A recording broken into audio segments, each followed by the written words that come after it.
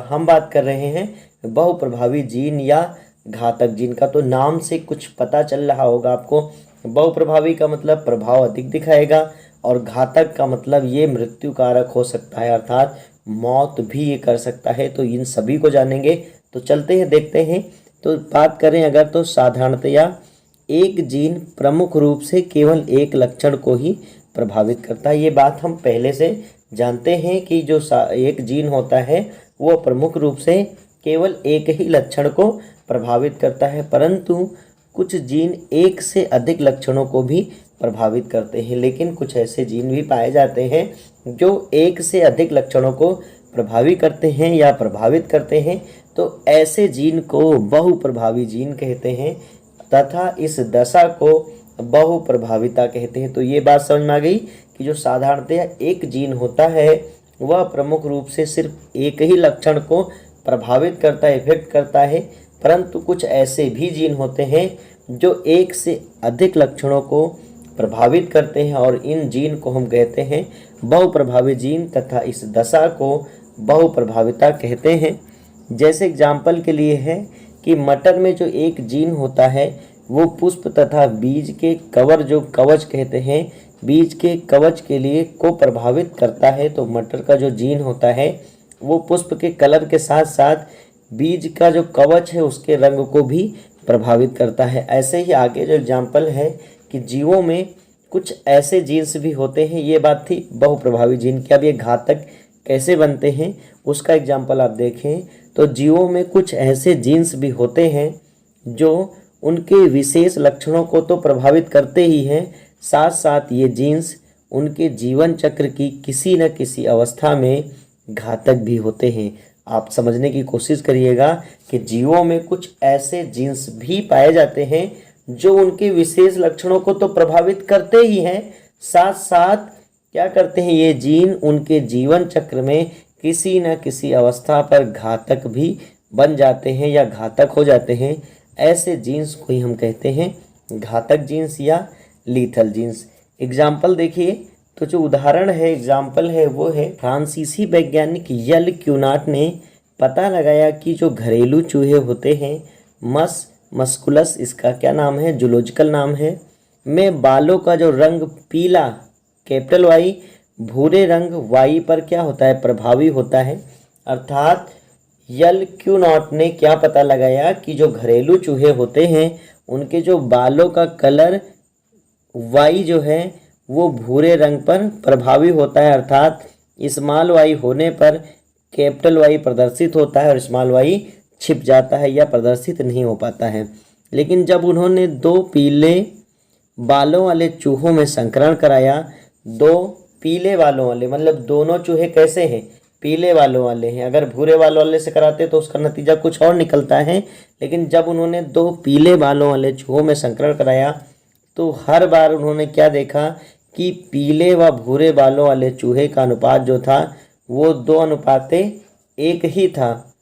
एक ही अनुपात, 2:1 ही क्या अनुपात उत्पन्न हो रहा था, जबकि मेंडल पद्धति के अनुसार क्या था कि इसका अनुपात कितना होना चाहिए, 3:1 होना चाहिए। मेंडल पद्धति के अनुसार क्या था कि जब भी संकरण कराया जाता है तो जो संतान उत्पन्न होती है वो कैसी होती है, वो होती है 3:1, अर्थात 3 एक कलर के होते हैं और एक जो अप्रभावी लक्षण था वो भी 100 हो जाता है। लेकिन जब इन्होंने, ध्यान से समझिएगा, टिपिकल वर्ड्स थोड़े हैं तो इनको बहुत ध्यान से समझिएगा, इन्होंने ये कहा कि जो घरेलू चूहे थे उनके 2 कलर पीले और भूरे, जो पीला है वो प्रभावी है, जो भूरा है वो प्रभावी नहीं है।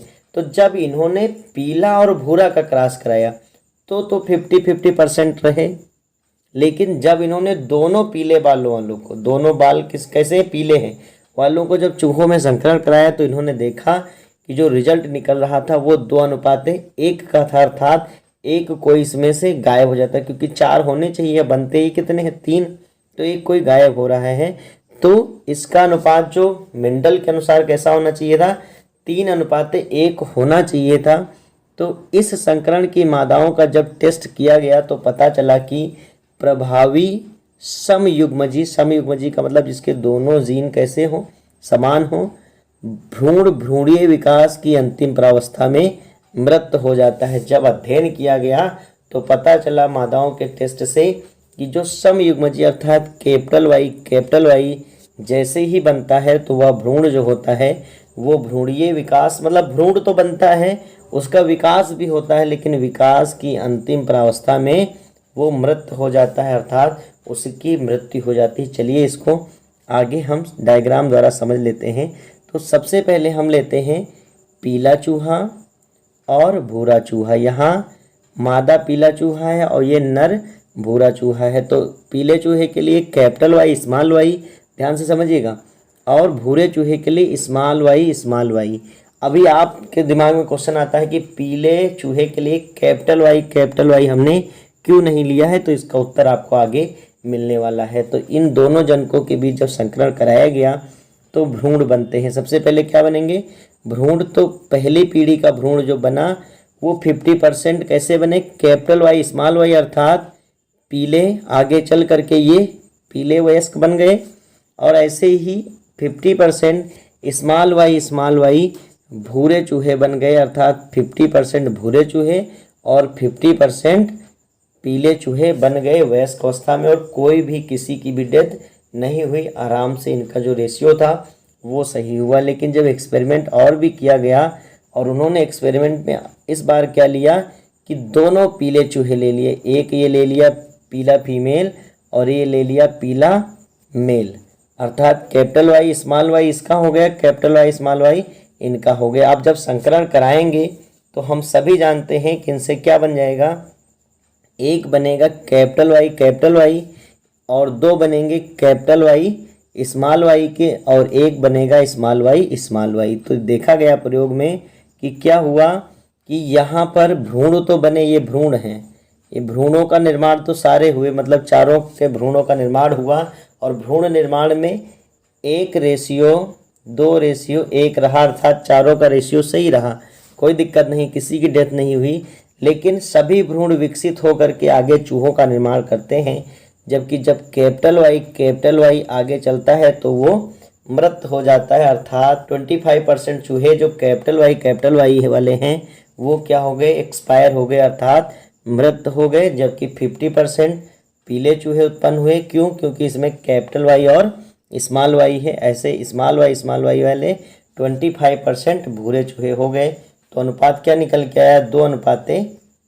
यही अनुपात बार बार आ रहा था।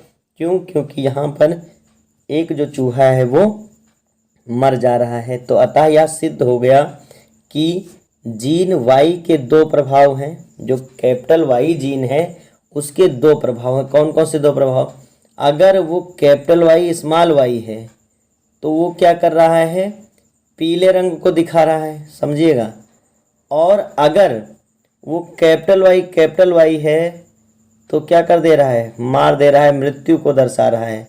तो कहने का मतलब यह जीन एक से अधिक लक्षणों को प्रभावित कर रहा है। तो यही बात कही गई है कि विषम युग्मजीय अवस्था में, अर्थात कैपिटल वाई स्मॉल वाई में यह पीले बालों के रूप में प्रदर्शित होता है, जबकि समयुग्मजीय अवस्था यानी कैपिटल वाई में यह घातक या मृत्युकारक होता है। तो आशा करता हूं कि आपको यह टॉपिक ज़रूर समझ आ गया होगा, क्योंकि बहुप्रभावी जीन या लीथल जीन इस बार की परीक्षा के लिए बहुत ही ज़्यादा महत्वपूर्ण है। तो इसे आप ज़रूर तैयार कर लीजिएगा। और साथ साथ में आप सबकी जो रिक्वेस्ट थी कि सर टेलीग्राम जो चैनल है उसको ज़रूर आप बना दीजिए, तो टेलीग्राम ग्रुप बना दिया है हमने, और उसकी लिंक जो है आपको डिस्क्रिप्शन में मिल जाएगी, जहाँ पर आपको तुरंत PDF प्रोवाइड हो जाया करेंगे। तो अगर आप टेलीग्राम चलाते हैं तो जा कर के आप चाहें तो रुद्रा ऑनलाइन क्लासेज सर्च करके फिर जा कर के ज्वाइन कर सकते हैं, और या तो आप डिस्क्रिप्शन में दिए गए लिंक के थ्रू भी ज्वाइन कर लें और इसकी PDF वहाँ पर मिल जाएगी। और नेक्स्ट पार्ट में हम पढ़ेंगे जो है मल्टी एलिलिज्म, और मल्टी एलिलिज्म आप स्वयं जानते होंगे अगर आप सिलेबस देखे होंगे कि ये बहुत ज़्यादा ही इम्पॉर्टेंट है, क्योंकि इसमें हम लोग पढ़ने वाले हैं जो सबसे महत्वपूर्ण बिंदु है वो है मानव में रुधिर की वंशागति, अर्थात blood group A, blood group B या ब्लड ग्रुप AB या O, ये कैसे एक पीढ़ी से दूसरी पीढ़ी में ट्रांसफ़र होते हैं। बहुगुण युग्म विकल्पीवाद, तो इस पर बात करते हैं। तो यदि किसी लक्षण का निर्धारण करने वाले 3 या 3 से अधिक जीन्स में कोई भी जीन 3 या 3 से अधिक, 3 से कम नहीं होने चाहिए, 3 या 3 से अधिक जीन्स में से कोई भी जीन समजात गुणसूत्रों में, समजात गुणसूत्रों का मतलब एक जैसे ही गुणसूत्र में, अब आगे चल के गुणसूत्र आने वाले हैं तो उसमें सारा डिटेल में आपको पढ़ाएंगे। समजात गुणसूत्रों में समान स्थान अर्थात लोकी पर उपस्थित होता है। तीनों जीन में से, याद रखिएगा, तीनों जीन में से या 3 से अधिक में से कोई भी जीन समजात गुणसूत्रों में समान स्थान पर उपस्थित हो तो इन्हें बहुगुण विकल्पी कहते हैं और इसी से बनता है बहुगुण युग्म विकल्पी वाद। इसे आप ऐसे समझ सकते हैं कि जो बहुविकल्पी होते हैं वो 3, 4 अथवा अधिक युग्म विकल्पियों का वह सेट है जो सामान्य जीन में उत्परिवर्तन के फलस्वरूप उत्पन्न होते हैं। जब सामान्य जीन में क्या हो जाता है, उत्परिवर्तन या म्यूटेशन हो जाता है तो ये उत्पन्न होते हैं।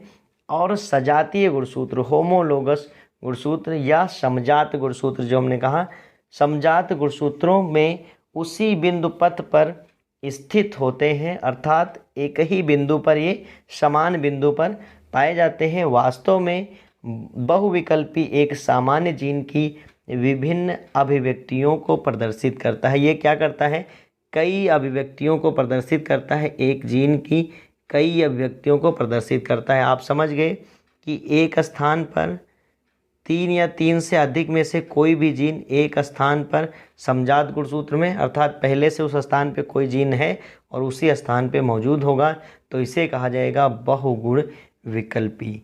और इसी के बाद को कहा जाएगा बहुगुण युग्म विकल्पीवाद। जब एलिल्स को लेकर चलेंगे तो युग्म विकल्पीवाद, क्योंकि एलिल्स जो होते हैं वो जीन के ही क्या होते हैं, वेरिएंट्स होते हैं, अर्थात उन्हीं के एक प्रकार होते हैं। क्लियर हो गई बात। इसको आप परिभाषा 2 से 3 बार जरूर रिपीट कर लीजिएगा क्योंकि ये एग्ज़ाम के लिए बहुत ज़्यादा इम्पॉर्टेंट है। अब बात करते हैं इसके उदाहरण की।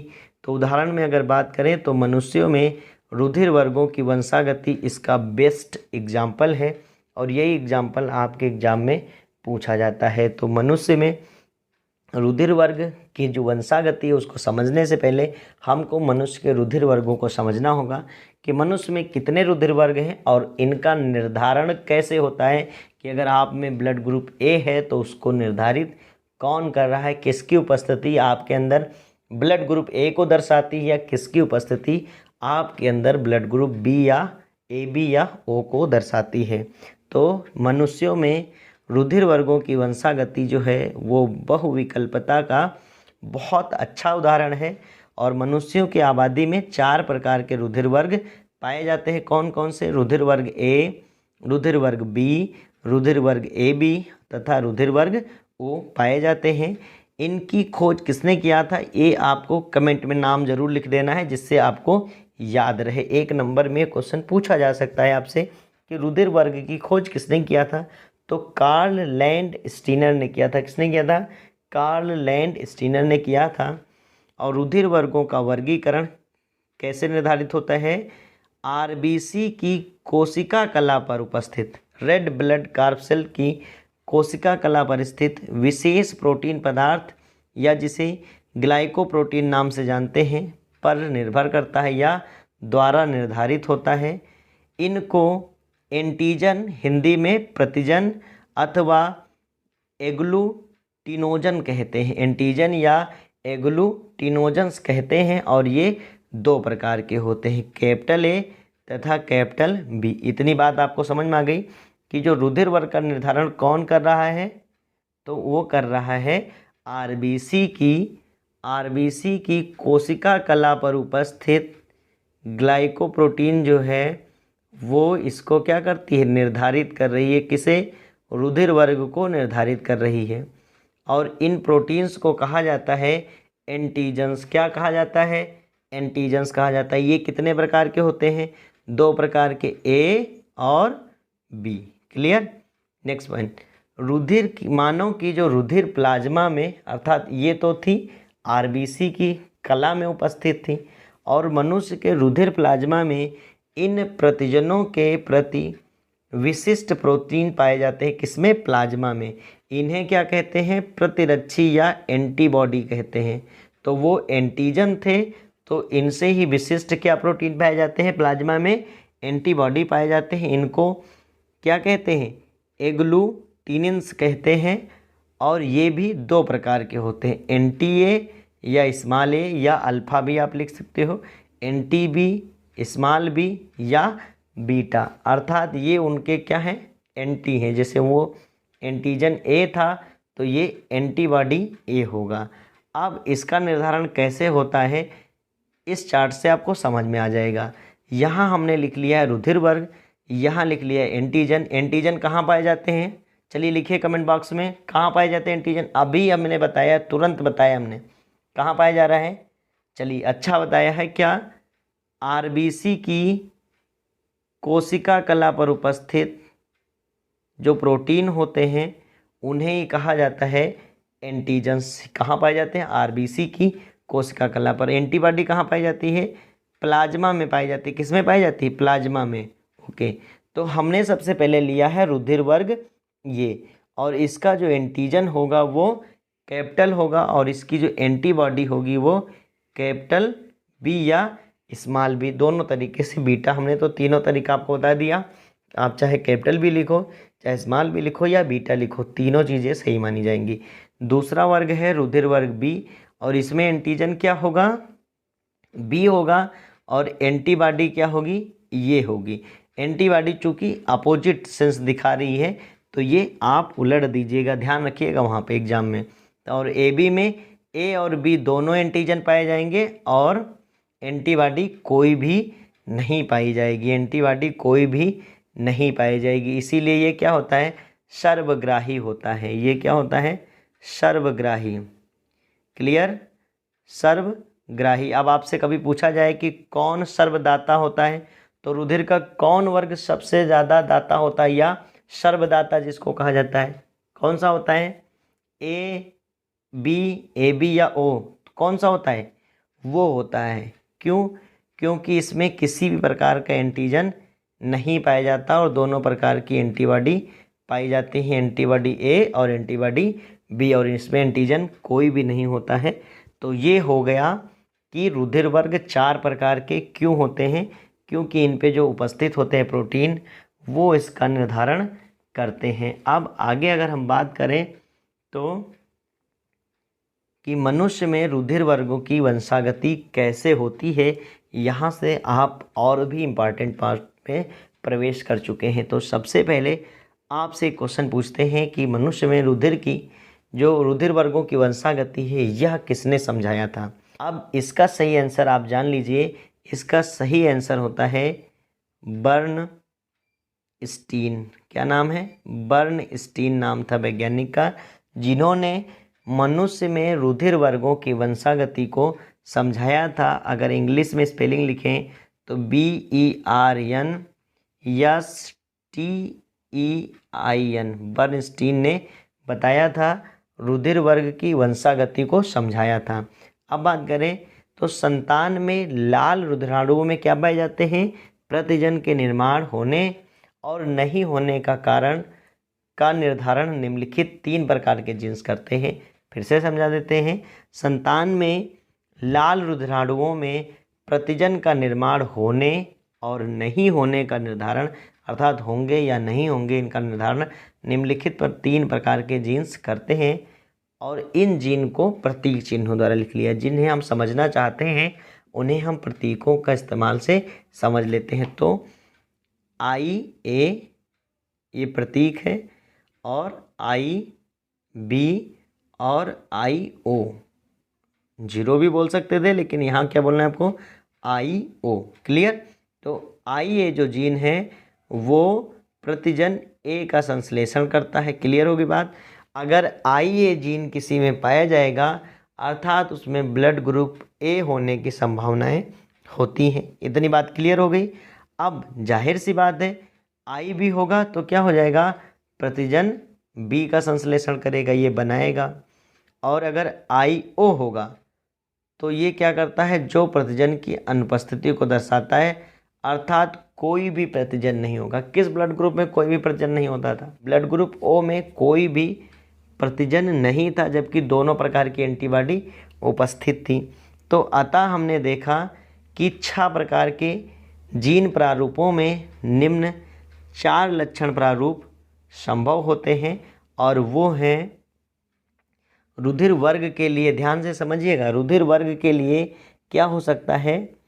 IA हो सकता है, क्योंकि ए जो था वो किसके लिए निर्माण के लिए था? ब्लड ग्रुप ए के लिए।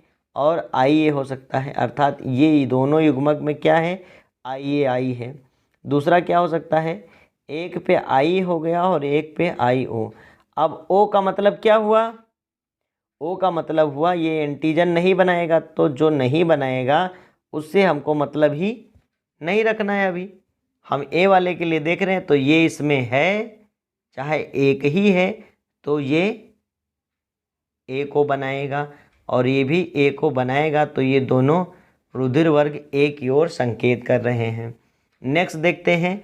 नेक्स्ट है आपका रुधिर वर्ग बी। क्या है? रुधिर वर्ग बी। और बी के लिए क्या लिख सकते हो आप? IB। क्लियर?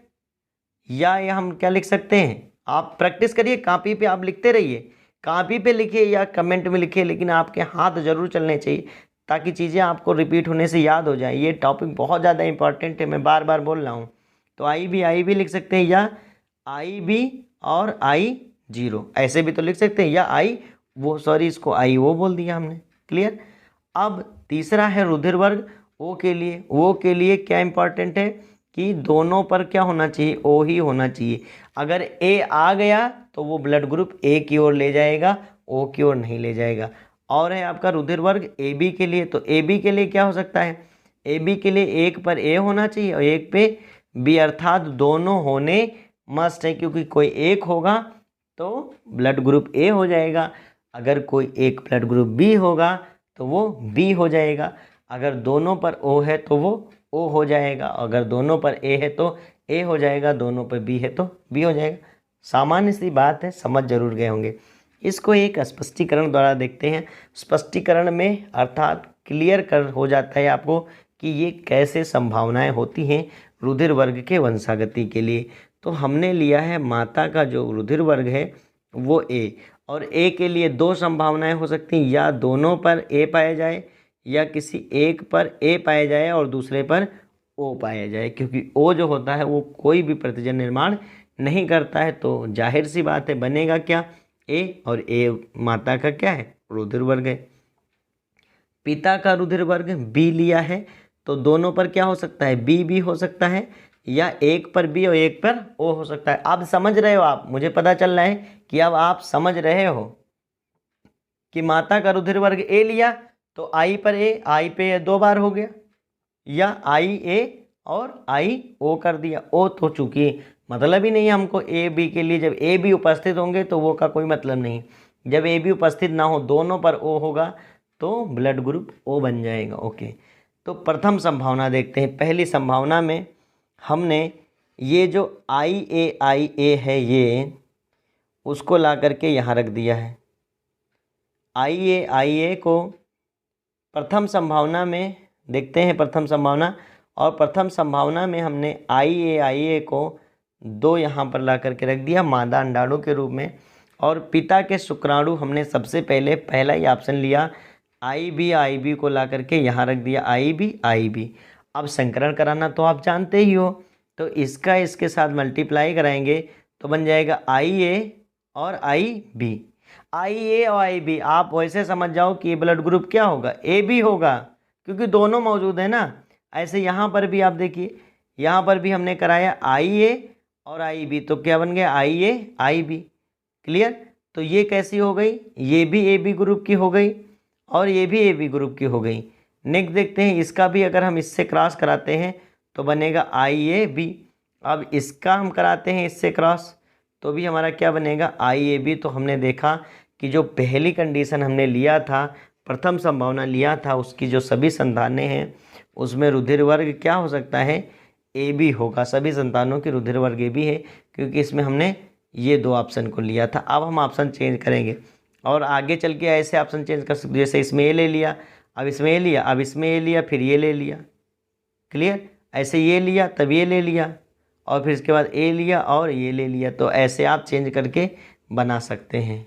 देखते हैं दूसरी संभावना में हमने माता के जो अंडाणु हैं वो सेम रखे, आई ए और आई ए रखा। देखिए यहाँ पे आई ए और आई ए, और हमने कहा था पिता के जो शुक्राणु हैं वो इसको लेने के बजाय हमने इस बार इसको ले लिया है। क्लियर? तो पिता के शुक्राणु ले लिया गया आई बी और आई जीरो, आई बी और आई जीरो। अब इसका संकलन कराएंगे तो आई ए आई बी बनेगा, और इसका संकलन कराएंगे तो आई ए और आई बी बनेगा। इसका संकलन कराएंगे तो आई ए और आई जीरो बनेगा या आई ओ बनेगा, आई ओ, आई ए और आई ओ बन गया। और ऐसे इसका कराए तो आई ए और आई ओ बन गया। तो ये तो ए बी हो गया, ये भी हो गया, ये ब्लड ग्रुप ए हो जाएगा और ये ए हो जाएगा। तो इसलिए क्या बन गया, 50% संतानें ए बी और 50% संतानें ब्लड ग्रुप ए वाली होंगी। तो द्वितीय संभावना समझ आई। अब तृतीय संभावना देखते हैं, और तृतीय संभावना क्या है कि हमने ले लिया और इस बार माता के ब्लड ग्रुप को हमने ये मान के चले हैं, ये वाला, और इसको ले लेंगे पिता का। क्लियर? अब ले लिया हमने, और ये देखिए आई ए और आई जीरो, और इधर ले लिया आई बी। अब इसका संकलन कराएंगे तो आई ए आई बी बनेगा, और इसका संकलन कराएंगे तो आई बी जीरो। ऐसे इसका आई ए आई बी, और ऐसे इसका क्या बन जाएगा आई बी आई जीरो। तो 50% संतानें ए बी की बनी और 50% संतानें बी की। इससे पहले वाले में 50% ए बन नहीं थी। चौथी संभावना देखते हैं, और चौथी संभावना में हमने लिया माता का जो अंडाणु है वो आई ए और आई ओ, और इधर पिता का जो शुक्राणु है उसको भी हमने ले लिया आई बी और आई जीरो। तो इसका संकलन कराया ए बी बन गया, इसका संकलन कराया बी और ओ बना, अर्थात ये बी हो जाएगा, और इसका ए और ओ बन गया, और इसका ओ ही बन गया, दोनों पर वो आ गया। तो 25% संतानें ए की, 25% संतानें बी की, 25% संतानें ए बी की, 25% संतानें ओ, अर्थात सभी समान रूप से इसमें वितरित होंगे। अर्थात सभी संतानें जो हैं वो समान रूप से चारों वर्ग ग्रुपों में बटी होंगी। अगर दूसरा हम एग्जाम्पल देखते हैं स्पष्टीकरण के लिए, तो वो है माता का रुधिर वर्ग ए बी हमने लिया है, ए आई ए और आई बी, और पिता का रुधिर वर्ग हमने लिया है वो आई ओ और आई ओ। अब इनका करा देते हैं संकलन, क्योंकि इसमें और कोई पॉसिबिलिटीज़ तो है नहीं कि इधर से इधर आप कर सकते, इसकी पॉसिबिलिटीज़ तो सिर्फ यही है। अभी आप इस पर ये लगा देते तो रुधिर वर्ग यही तो बन जाता।